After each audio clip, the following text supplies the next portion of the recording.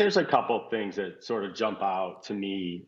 One is, you know, having great advisors and great people you can lean on is really important.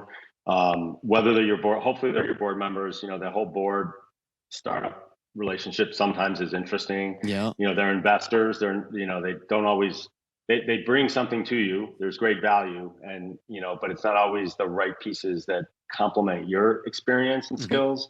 Sometimes it's overlap, right? Which is, so if you don't have it in your board, you got to have that, right? Yep. Yep. Because none of us know everything. And you want someone you can trust, that you're asking, not at the last minute, trying to figure out, hey, I got to make this decision tomorrow. What do I do? Where do I, and ask everyone, for help. So that's really important. And in services like you guys provide is just phenomenal to I, help companies get through that. yeah, I don't want to jump past that, because some of the best compliments that we get when we go through a process is, I say, how would you define us in that, in your exit?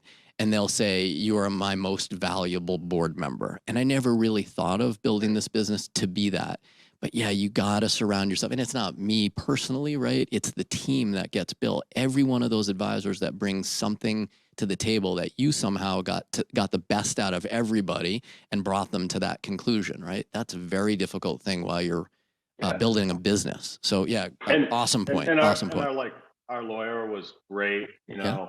in that I trusted him and I had known him for a number of years. And that's the idea of like changing out your law firm a year before or in the Yeah. last year, is, to me, is scary, because you just haven't built up that trust. And Yeah.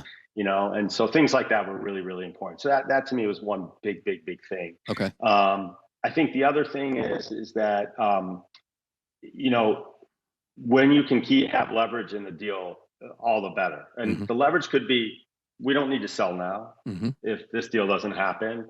We have it's, if you have two competing companies, at some point one of them's gonna force you to go exclusive, Hmm. and you're gonna lose that leverage. So you need to keep that leverage of being able to perform. So you cannot take your eye off the ball. And not firsthand, secondhand. I have someone that I know very well that they had that challenge when they got an offer, and they got so excited about it, they totally lost focus on the business. It wasn't a horrible outcome, but it could have been a far better outcome.